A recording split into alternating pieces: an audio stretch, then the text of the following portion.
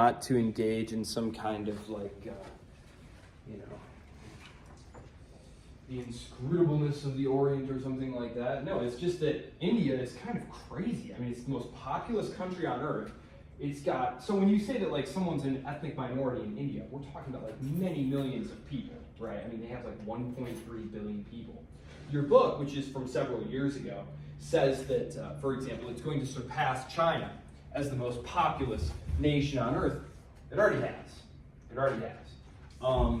Just like a lot of developing economies, there's a lot of uneven economic development, wide disparities in terms of education and industrialization. We're going to talk about all of that, of course.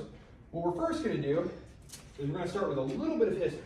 The history here is actually going to be a little bit briefer than some other histories that we've done, in part because, as you're going to see, the Indian subcontinent existed more as to borrow Metternich's phrase, existed more as a geographical expression than as an actual political entity, meaning that there was really no extended period of unified control of the entire area that we now call India, really until the British arrive, and they don't arrive until the 18th century. So, India, some of the famous sites that you can see. Right here, we have the Taj Mahal, of course. It's a mausoleum. It's a mausoleum, actually. It was built for the wife of one of the Mughal emperors. And that's one of the things we're going to talk about. In northern India especially, there's this phenomenal fusion of Central Asian Islamic civilization fusing with so it's up here, and then India with its Hindu civilization right here. There's this wonderful intermingling that goes on there and produces stuff like this. Really, really beautiful. Legend has it that the Mughal emperor who had this built for his wife was going to build a matching black one for himself right across the river, but never got around to it, I guess. So it's one of the many phenomenal Hindu temples there. Hinduism is the most common religion in India. We're going to have a lot of occasion to talk about religion actually today, because we're leaving Europe behind, and I didn't feel it necessary to talk about Christianity, the religion of Europe. Number one, because we're here. I assume most of you know something about Christianity. Number two, Europe is just not Christian. If you go there and you walk into one of their churches, it's dead. It's literally a spiritual wasteland. Sorry, Europe, you know I like you a lot, but you walk around. I mean, the Pope literally said it's literally a spiritual wasteland in Europe. It's true. It's totally secularized. You walk into one of their phenomenal churches, and it's like you're walking into a museum. No one's there to actually pray. They're just there to like take pictures and stuff. So, in Japan, of course, Japan has a very secular society. Russia was once a very strongly Orthodox country, but years of communist atheism and nihilism have destroyed that too. We are now going to enter some case studies of countries where religion is actually hugely, hugely important to the politics of a place. Nigeria, Iran, and India. There's one more too, but so it's going to be very important. So I'm actually going to say some things about like Hinduism and Islam and Sikhism and Buddhism. So for a minute you might be like, am I in a history of world religions class? No, you are here in comparative politics with me on Wednesday night, which it's still light out, so daylight savings time, we still have that. If you're watching this from the future, it was still a thing at this point. I'm sure you'll have been smart and gotten rid of it, but it's still here. So it's messing with me. It's so light outside. Anyway, this right here is the Agra Fort. There's tons of really cool forts. India had a long period of lots of wars, so there's lots of great forts that you can look at. This is one of the coolest ones. It's called the Agra Fort. And this cool complex right here, I don't even know, like, this is their parliament building. That's pretty cool looking. That has to be said. That's just cool looking. So, yeah, there you go. So those are some of the sights that you can see. Ah, yes, everyone's favorite part. Oh, my avid vexillologists, I know you're all just brimming to know about these flags. Flag number one. This is the flag of the British Raj. The British Raj. So as you can see, we have the Union Jack here. You all know a lot about that flag, because we talked about that in week 2. And this was the flag that was used by the British government when they controlled India, and they called it the Raj. There were 2 periods of British rule in India. This is the flag of the Raj. This was a flag that was used by Britishers who advocated self-government for India within the empire. Remember, we talked about how the British government, after it lost the United States, had some time to think about it and thought, gosh, maybe we should have just let them have like a little bit more autonomy and just kept them inside the empire.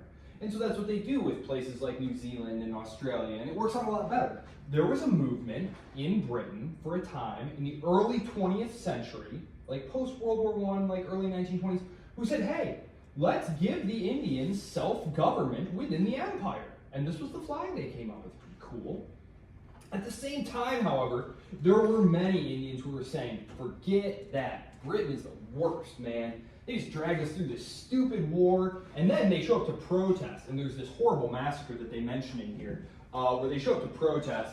And, you just imagine, like, there's a huge crowd of, like, angry protesters. Things are getting thrown. You've got a thin line of troops.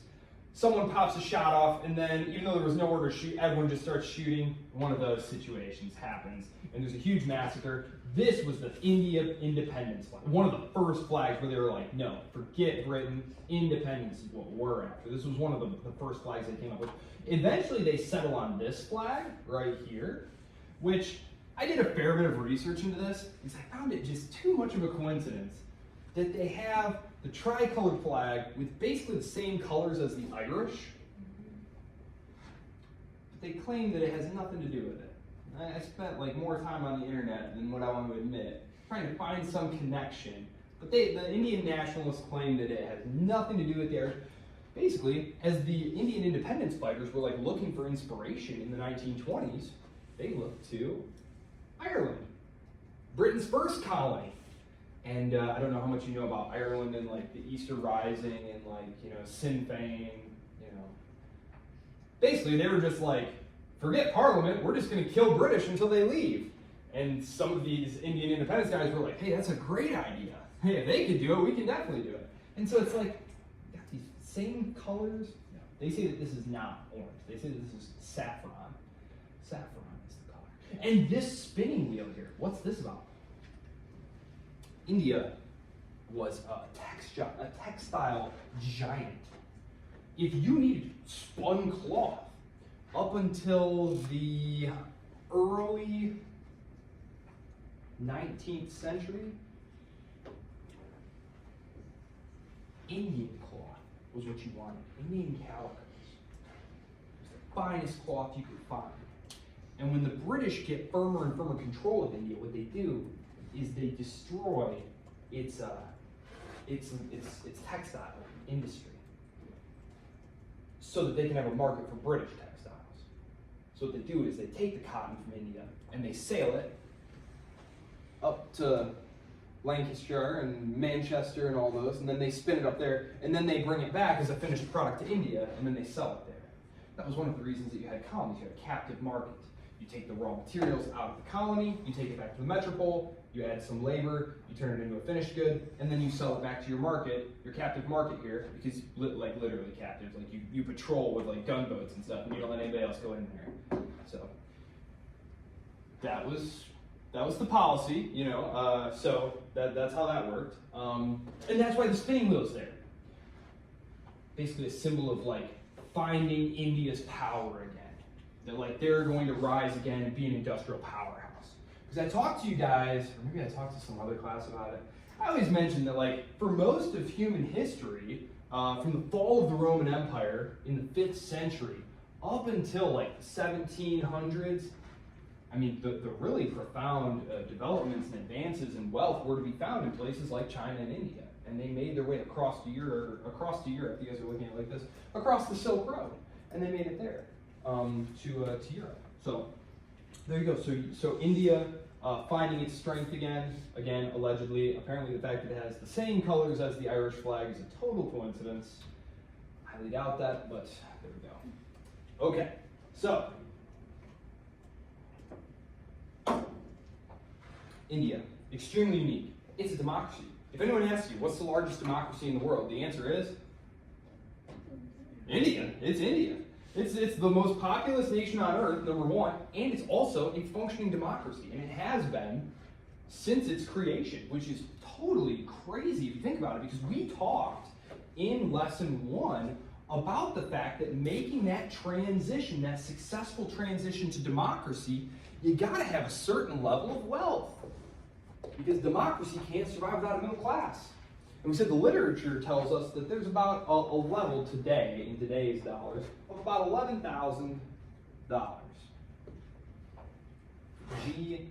GDP per capita. Per capita just means per person. They say if you aren't at this level, you're going to have a really hard time holding on to a democracy. Well, about a third of India live on about $2 American a day. Which you don't have to be a mathematical genius to know that in the course of a year, that is not adding up to $11,000. So it's kind of incredible. And as Roskin's going to tell you, part of the reason that democracy has worked so well in India is because of just how pluralistic India has traditionally been. Pluralism is just one of those things that says there are lots of different beliefs and opinions and that we all need to coexist together. Pluralism. So, let's dive into it here. Got some phenomenal maps. You know, other than flags, my next grade love is maps. Okay, so we have some empires here. Some empires. So this is the Indian subcontinent, excuse me, at various points in history. And what I want to emphasize here is look at these long breaks, because you have the Maurya Empire here, which lasts for a solid couple centuries here, but then it takes almost as many centuries for the next empire to come along and consolidate. And we talked about in the lecture on China, I believe it was, where I talked about this process where you have this really powerful state builder or series of state builders who are able to build up the military capacity and the financial resources to go and establish territory, but then it's very hard to hold on to that, right? This is essentially what's happening here. And as you can see, when these empires reemerge, they don't cover exactly the same area. And a lot of these that I put up here, I put them up here at their greatest territorial extent. Meaning that, like, for example, and that's why I put this one right here, was to show you the time lapse. Like, I put all the rest of these up here at their greatest extent. But this is what it actually looked like. You'd have a group that started here, and this is the Mughals, by the way. These are the ones who the British are going to find when they show up finally. They start up here, and then they gradually expand down here. So it's not like you have one single ruling polity establishing, a uniform system of laws and taxes and customs and stuff, and then that persists for centuries, like in China. That's not what's happening here in India. There was no period of solid state building like that in India. And so when the British, imperialists and neo-imperialists today, like Neil Ferguson, if you know who he is, he's at the, you know who he is? Yeah, so there's this guy at the Hoover Institute, I believe, out of Stanford. His name's Neil Ferguson, and he writes books and different things. But he's gung-ho. I think he actually has dual citizenship. I think he's got American citizenship now. But he's like one of those people who's like, yes, the British Empire was great for the world, and American Empire is going to be even better if America can just learn how to be an empire. And his great uncle or something was like one of the dudes who was like colonizing India. So he's like goes way back. So there you go. So when the British show up, the British claim that like we created India. The British imperialists was like India wasn't a thing. There was no such thing as India. We created India. And as you can see here, oh, wrong way. That was less dramatic than I wanted it to be. As you can see here, this was British India, and this is India today. The British assert control over this whole area and impose their rule. Impose their set of values and customs and laws and taxes. They ban things like widow burning, sati. Ladies, you're not going to like this one. when the man would die, the custom was that the wife would get burned along with the body. And sometimes, if you grew up in this cultural paradigm that was like, sort of seen as a duty or responsibility, like the British reports that like some women really did like want to like get on the pyre and like be burned alive. But he said there were many instances where women were like fighting not to be put on there and were like beaten and, and tied up and thrown on there. And so the British basically put a stop to things like that. Child marriage is another one that they get rid of. But it made them like not super popular. But they basically just forced that on them. But so that's just one thing that happened there. As you can see here, there is a difference. The British take control of this whole area. As you can see here, modern India is significantly smaller. Significantly smaller. And we're going to get into why it is significantly smaller. I just want to familiarize you with the area that we're talking about, talk about why India still has really a lot of problems with state building. India is still not a very powerful state. It's a federal state, number one, as we're going to see. And number two, it's very, very weak. Like there is just a real difficulty with the central government imposing its own laws. Even in the 1980s, you had this very famous case, which he talks about in the book, actually, he mentions it, this Muslim woman who wanted to get a divorce. And the secular government was like, yeah, sure, you can do that. Well, the state of India that she lived in, I'll pull this up real quick so you can see what I'm talking about. See how there's all these different states here, right? Some of them are majority Hindu, some of them are majority Muslim. I'll get into that, but basically the state where she lived was majority Muslim, and they basically said no. Sharia law governs family matters here, and so that she can't get a divorce and certainly can't get alimony. And the central government backed down and was like, okay, yeah, you can do that. So like, it's different. It's really very foreign to our experience. And so I'm going to take you through a couple of things here. I just wanted to familiarize you with what was going on here before I talk about, before I dive into this, because it's not something probably that you've encountered. So, India.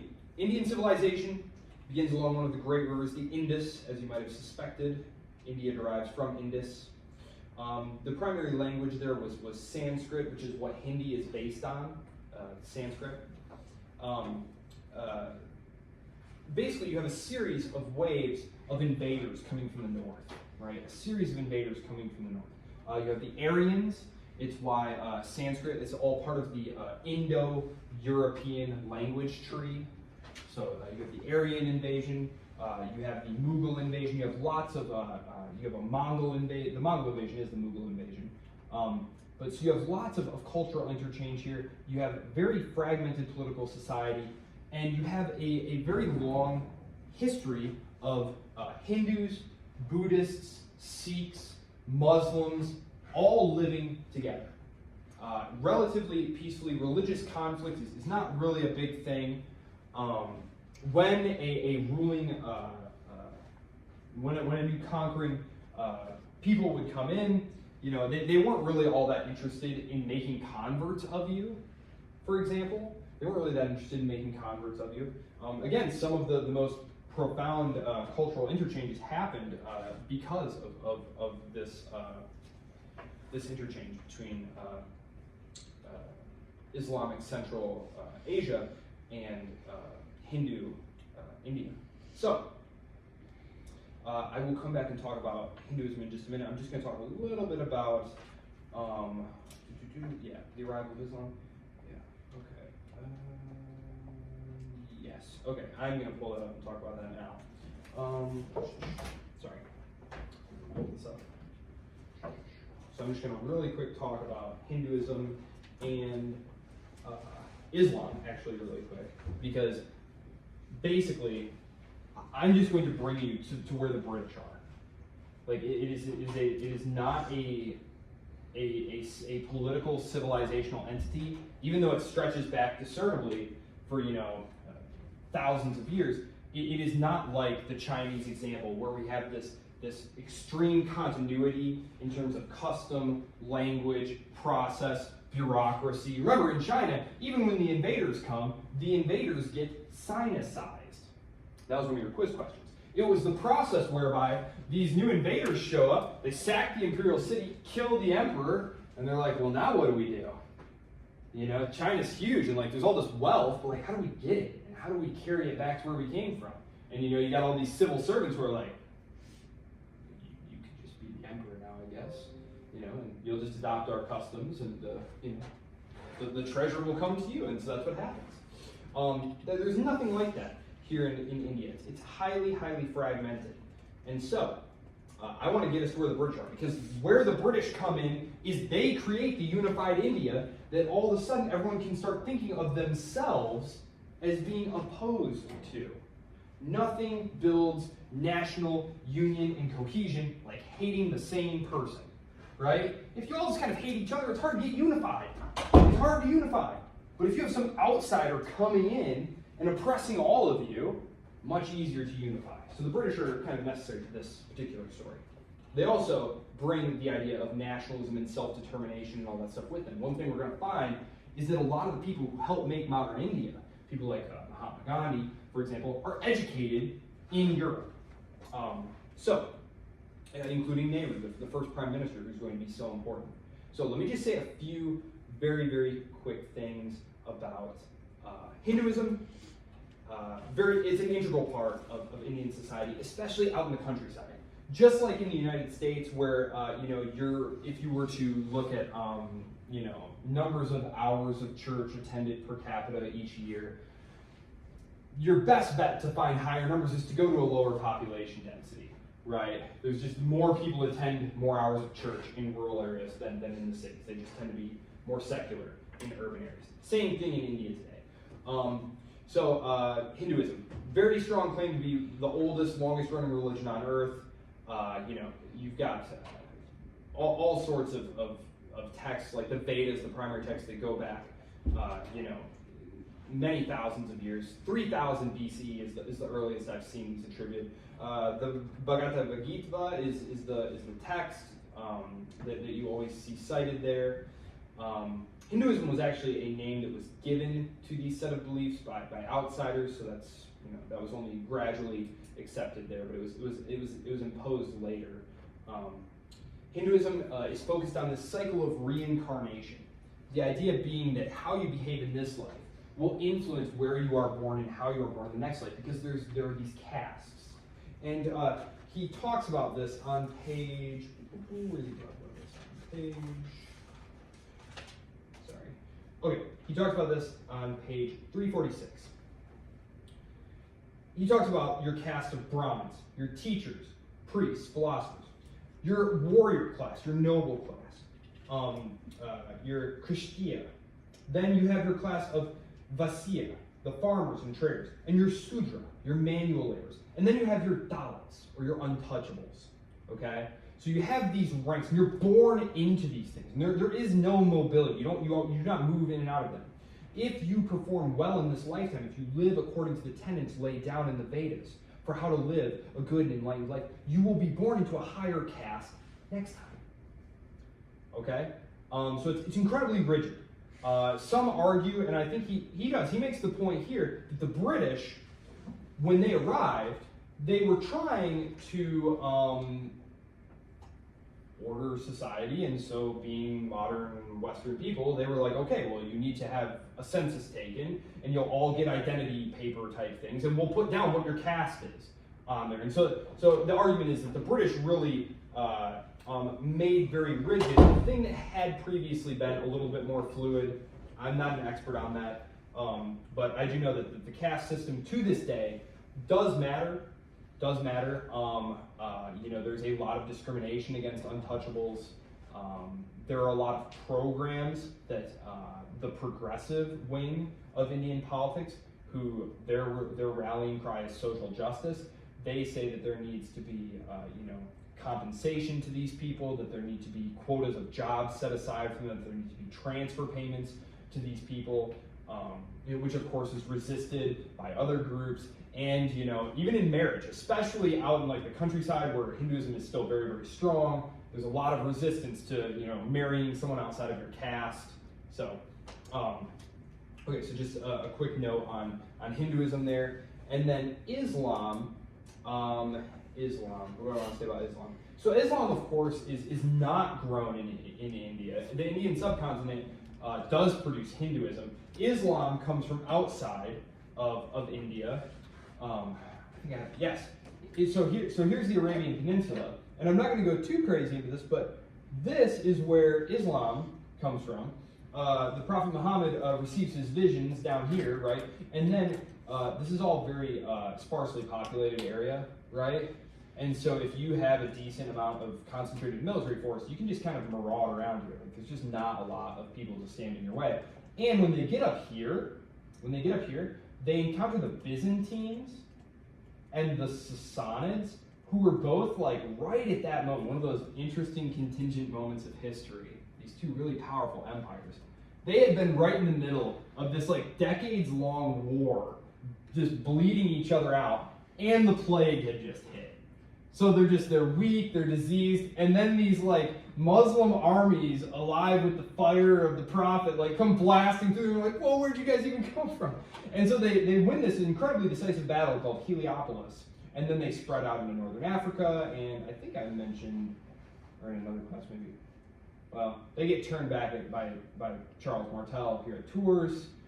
They spread into Central Asia, and that's this right here. So this right here, my cursor's here. Well, this is the same place right here, and it winds up over here. So there you go. That's how it winds up in India. Islam, the things to know about Islam. The predominant sect is Sunni Islam. Over 80% of the world's Muslims are Sunni. The other major sect is Shia. Okay? If you look at a country on a map and you're wondering, okay, it's a Muslim country, is it Sunni or Shia? It's almost always Sunni unless you are looking at which country? Iran. Iran is the home of Shia Islam. Okay? Bonus points. What kind of Shia Islam? 12. Yeah, you did. Oh man. Oh shoot. That was one of my. Did I have you in 122? No. Dang, you just knew that. Nice. Okay. Yeah, that was one of the bonus questions on the final exam. 12er, Shia, 12er Islam. Yes, and basically the bifurcation there between Shia and Sunni. I won't get too into it, but it was a question of authority. Just like when the Roman Catholic Church splits off from the Orthodox Church, the big beef was who's in charge. The Pope in Rome says, well, obviously I am in charge, and the Patriarch in Constantinople says, well, that's not what I heard.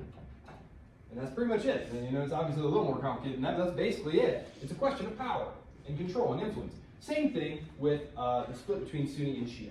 It was a question of, the Shia believed that it was a direct bloodline is what it had to be. But the blood of the Prophet is what mattered. Sunni disagreed. So, I won't get into any more of it than that, but that is where they come from. The different dietary restrictions, beef, Hindus do not eat beef, and Muslims do not eat pork. That's important to the story when we get to the incredible mutiny that will bring company rule to an end in India and introduce the Raj, which I will get to right now. So, the Hindu civilizations here that had periodically, keyword, periodically flowered. Just look, 322 to 185 BCE. Then we have civilizational imperial collapse. The forces of entry tearing it apart, right? Once you build a massive empire like this, there's a million things that can go wrong. Very rare. David Gibbon, the one who wrote the Fall of the Roman Empire. He says, we should not marvel that Rome fell when it did, but marvel that it lasted as long as it did. There's a million things that can go wrong. We don't see another great big empire for hundreds of years. Then this one falls, it's many hundreds of years before someone else is able to assert that level of control. And then again and again. So, when the British show up, they find a very disunited, very fractured society. Critical too, they encounter a society that is being dominated by outsiders. Just like we talked about when the imperial powers show up in China, you had the Qing, which were Manchu, ruling over the majority Han people. When the British show up, I'm going to ditch this one, too weak. When the British show up to India, it's actually the French and the British and a bunch of people, but the British win out. I won't go into why, but when the British show up, they encounter the Mughals, who are foreign, right? They are, Muslim Central Asian conquerors. They've married into some of the local Hindu elite, but they're ruling over a majority Hindu population, overwhelmingly majority Hindu. And so these Hindu princes are just super thrilled at the prospect of having some help undermining and booting out the Mughal emperor, which is exactly what's going to happen here. So the British and the Europeans start showing up, and they initially start setting up factories and ports and trading stations along the coast here in the south. One fellow in particular, on page 335, by the name of Robert Clive, decides that he spies an opportunity. He believes that by using the small amount of European soldiery that he has with him, that he can play power broker, because all these princes are feuding, and they don't like the Mughal emperor. And so, in the classic tradition, he plays a strategy of divide and rule.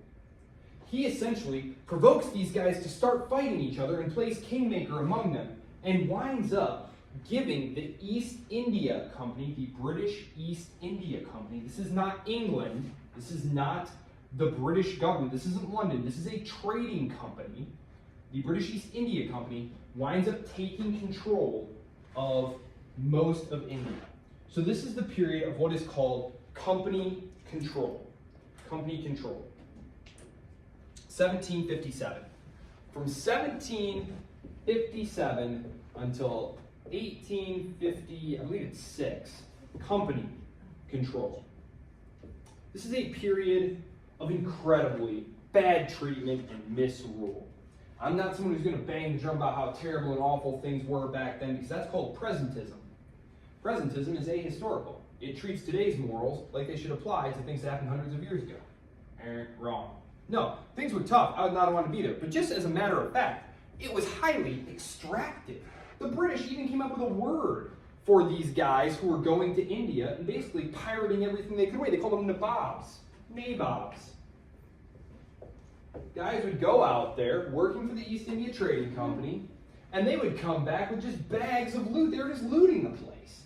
And they were called nabobs. And there's a very famous trial of one of these guys that takes place in the 1780s or 1790s that really starts the ball rolling on reform.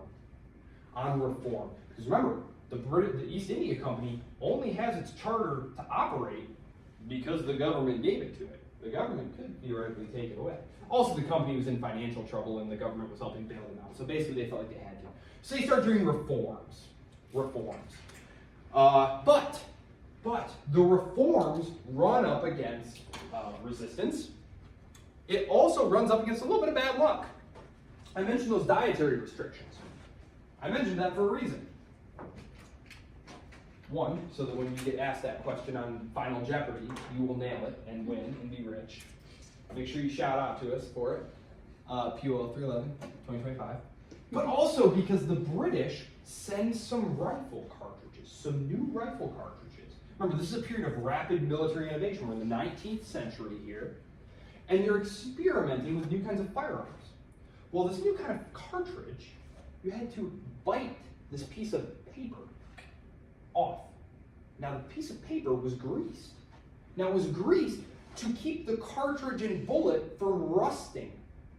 If you can imagine what India looks like, it's like, jungly, it's damp, it's moist, things rust very quickly. So they wrapped it in paper that was greased.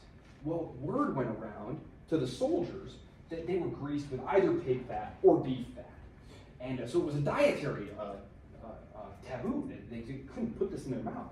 And of course, the British government is using local soldiers. And they say, we're not going to use these cartridges. Some British officers try and whip them to get them to do it. Which, by the way, whipping, has all these connotations now. But that was a standard punishment in the British Army. It's why they had to force guys to be in the army.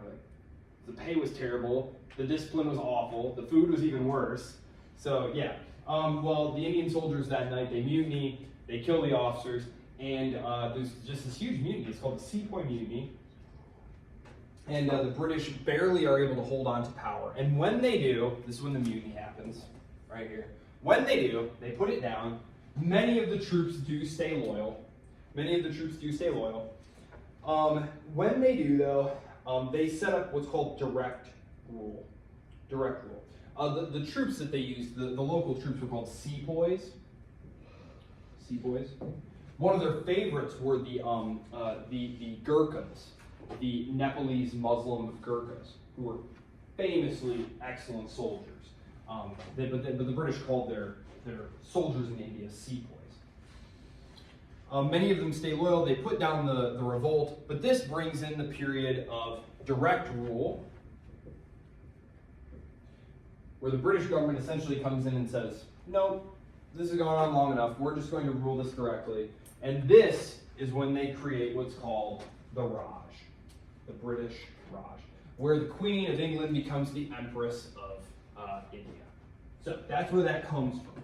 And the British are going to rule India. They are going to start imposing all of these different reforms. I mentioned banning widow burning, banning child marriage, forcing people to go to school, sending the elites, the upper class, the Brahmin class, sending their children back to England to be educated because they want local administrators who are educated in British ways of bureaucratic management and things like that. So the British are basically creating the class of people who will eventually, boot them out, basically. These are the future, the fathers and grandfathers of the people who will eventually, boot them out. So, yes, the British takeover. Very piecemeal initially, using a lot of the local princes. There will be princes, actually. Some of these princes, basically the way the British did it is they went around and they said, look, we're here to set up local administration. We understand that you had a deal with the East India Company where you provided this amount of tax and this amount of troops. Do you want to keep that deal going? I say, sure, okay, great. You can pass this land on to your son and whatnot, but if you ever don't have a son, the land is just going to revert to the empire, basically. So when India becomes independent in 1947, there's actually like a bunch of these princes still hanging on, and they're kind of like an impediment to the thing happening because they're like, no, we don't want to be in new social democratic India because obviously the first thing they're going to do is confiscate our land as a bunch of British collaborators, and and that is what happens. But lies. Okay, so there we go. That's where we are. India, British India. They basically are the ones who unify the country. British rule, again, very exploitative. It is a colony. It is a British colony. They also did a lot to modernize India, as I said. The English language, for example, the English language starts to proliferate among the elites. And all of a sudden, India, as you might expect, there's like 50 languages. Even today, the government recognizes 22 different languages as like okay to be doing official business in 22 languages. Again, so imposing English, all of a sudden, all of the elites across all of the spectrum speak the same language and are talking to each other. Language, very important. They put up universities. They start educating a whole range of lawyers, journalists, educators. They start putting up railroads and telegraph lines, stitching the country together. Again, India is a very difficult terrain, very hard to move around. All of a sudden, the British are just erasing all the distance, all the separateness, and fusing it together, helping create a sense of oneness, against which they can eventually set the British otherness. So, again, it's not like the British were setting out to create a conscious Indian nation that would get a sense of self and want to eject them. They were doing it for their own purposes. They were educating these guys because they wanted them to run the bureaucracy for them. They were setting up railroad lines and telegraph stations to improve the economic output of India for them. But again, the law of unintended consequences, how that goes. In 1885, some of these intellectuals founded the Indian National Congress, the INC. That's an important one because the Congress Party, for those of you who read ahead, know the Congress Party is one of the two most powerful parties in Indian politics today. The Congress Party. And in our in our traditional manner,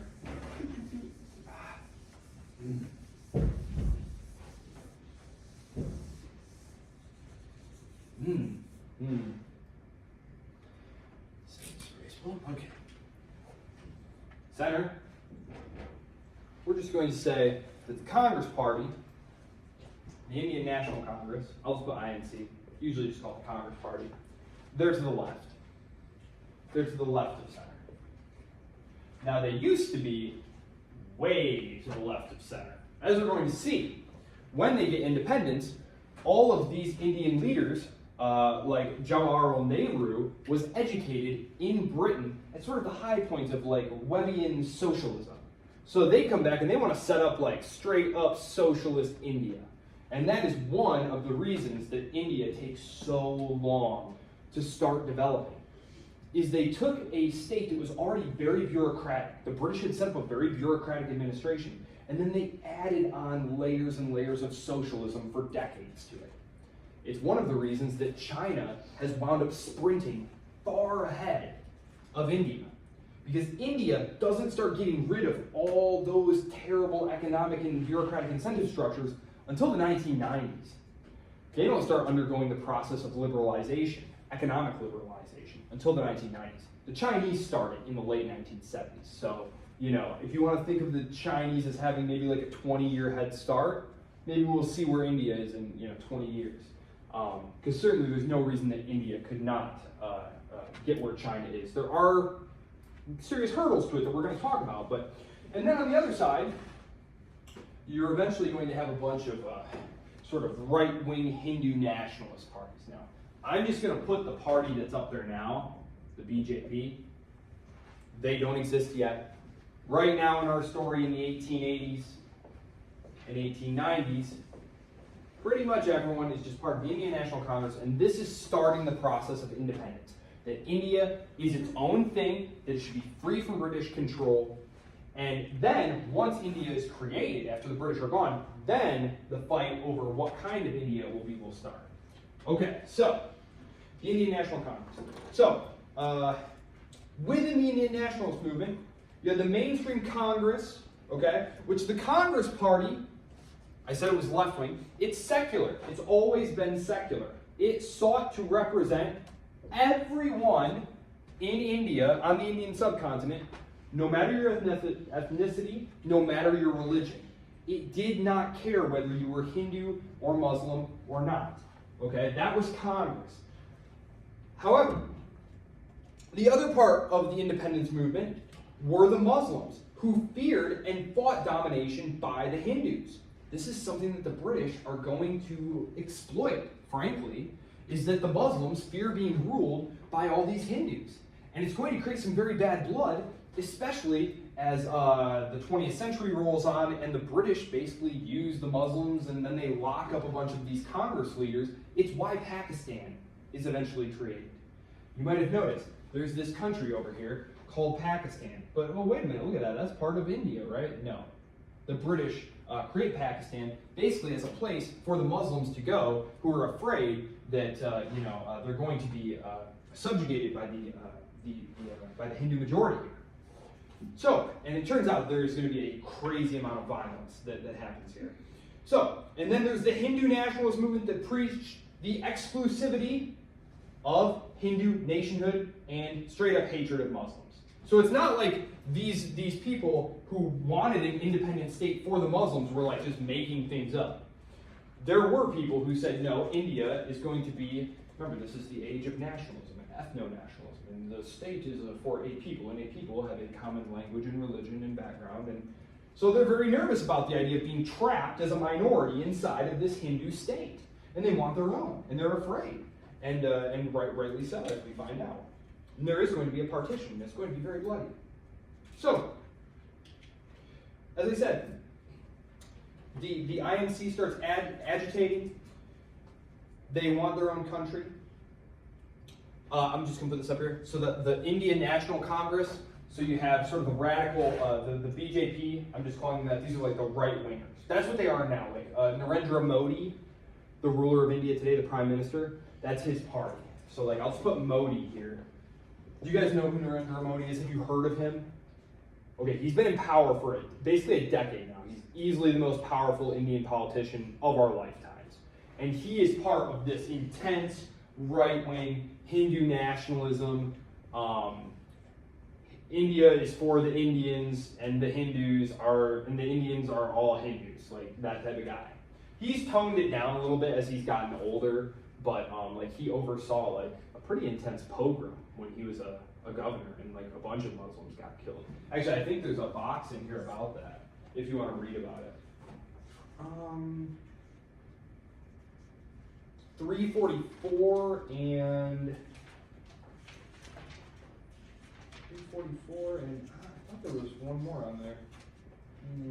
No, I guess in 344 is the only place that he talks about that. He mentions it just very briefly, but if you look up Narendra Modi or on like Wikipedia or something, like there will be something about it. It was very controversial at the time because the question was, you know, why didn't he stop it? There are procedures in place that we're going to talk about where if a state within the federal structure loses control of the security situation, that the federal government can step in. And they didn't do that, and he didn't want them to do that, so there's always a lot of controversy there. What was the name of the state again? Gujarat. Gujarat? And so you have the INC. These are your leftists. These are your left Hindu nationalists. These are your right Hindu nationalists. And remember, BJP didn't exist at the time. I'm just putting that up there, so that's already locking in your brain, because that's the most powerful party in India now. But then you had the Muslim League, who said, we don't trust you, and we super don't trust you. We want our own thing. And so they were the ones working with the British a lot of times, because they viewed the British as protection against the Hindu majority. So, let me go back, sorry, I flipped a few pages ahead there.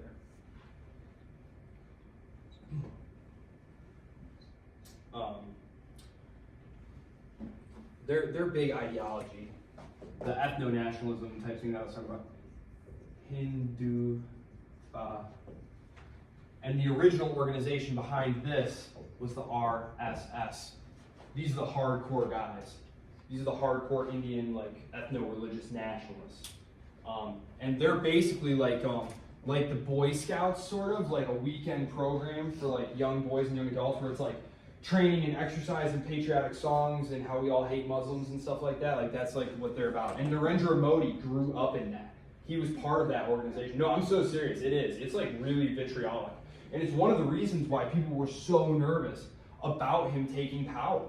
He has moderated. Again, like this is something that you see all the time. When a politician gets more mainstream, gets on a bigger platform, what do? Let's pretend that's the center. Right? We got shimmy towards the center. When you're primary, what do? If you're a right winger and you're in a primary, what do? You move as far to the right as you can. You move as far to the right as you can. And then when you win your primary, what do? You edge back toward the center as far as you can, right? To appeal to more people in a general election. That's exactly the kind of stuff that goes on. Politics is not a different place to place. That's one of the things that comparative politics is supposed to teach you, is that even though you look at a country like India, a state, and a society like India, where it's like, wow, there's this like caste system, there's all these different religions, and there's 35 states and all these different units and stuff. The fight is still the same. It's about who are we and who gets what. Fights are always the same. There's always going to be patronage networks, spoils, corruption, and bureaucracy. And I think it's incredible, again, that in spite of all the problems that I'm talking about here, India is going to successfully transition to democracy. Think about all the countries that get their independence and then immediately descend into civil war and dictatorship and all this stuff. India's not going to do that. India experiences one period of what you could call like martial law in the 1970s, very briefly. Indira Gandhi is her name. I don't know how much I'll mention her, but she tries that. But she gets a lot of resistance, and they hold elections, and she gets voted out. So India's democracy has worked. It's pretty incredible. World War II comes along. World War II destroys the British Empire, right? World War II, World War I pretty much bankrupts the British Empire, and then World War II definitely bankrupted the British Empire. They're on their way out. They got to go. Before they go, though, they break off Pakistan. They break off Pakistan. Note, not every Muslim in India was scared of the Hindus and wanted to leave, but a great many did. Not the majority, actually. The majority did not leave. The majority of India's Muslims stayed in the new India, but a significant number of them did follow a guy by the name of Jinnah to Pakistan. And there's basically a large transfer of population that happens. And it's hard to know exactly how many people got killed and dispossessed, but it was quite a bloody process. August 15th, 1947, more than 7 million Muslims flee to Pakistan. A similar number of Hindus and Sikhs, who I didn't really mention. Sikhism is very common up here near like the Punjab right here. And it's its own thing. It's not some combination of like Hinduism and Muslim or in Islam. It's really its own thing. But they're about 2% of the population, something like that. But they all basically flee over here, and there's this huge population exchange, and that's what happens. About 500,000 people are confirmed dead. 500,000 people. That's like American Civil War casualties right there because of this. And again, it's I hate to blame the British too much, but it does seem like the British very much amplified those antagonisms there during the course of World War II, because they basically viewed the Indian National Congress leaders as unreliable because they didn't want to help Britain fight its war. And so the British government locked them up, threw them in prison. And the Muslim League leaders said, well, we'll work with you, we'll help you. So, yeah, that creates a great deal of bad blood. Yes, question, then we'll hit the break. And then we'll talk about the actual structures of politics that the government inherits, which are very British, which probably doesn't surprise you. Yes? Were there any areas when they split it between India and Pakistan that were disputed by holy cities or something like that? Or anything? Well, not so much holy cities, but we are going to talk about a variety of wars that they fight over places like Bangladesh and Kashmir when we come back. Yes, there were disputes. It was not a clean break at all, as you might expect, right? None of those. I think he has one of those little brain boxes in here where he talks about partition. Yeah, 337. He talks about how partition never goes well. Bosnia, Cyprus, Palestine, Ireland. It just leads to decades of ethnic conflict if you're lucky. And now, of course, India and Pakistan have nukes, and they hate each other.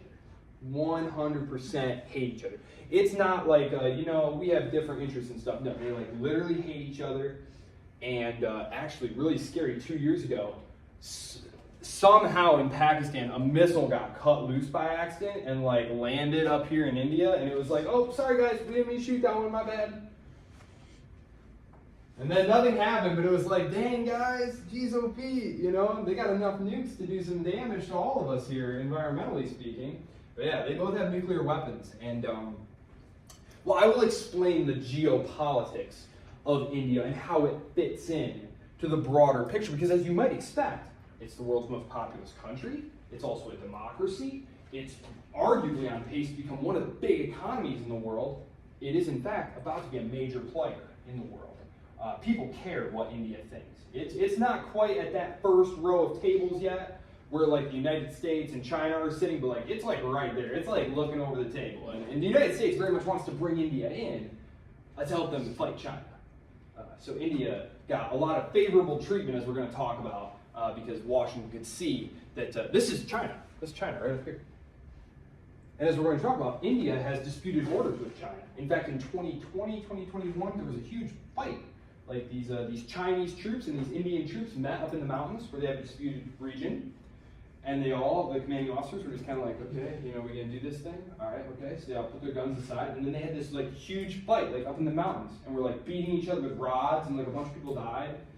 Yeah, it's funny until it ain't, right? It's funny until it ain't. I hear you, man. Okay, you guys go take a break. come back in at 20 after. So that's about 15 minutes, not quite.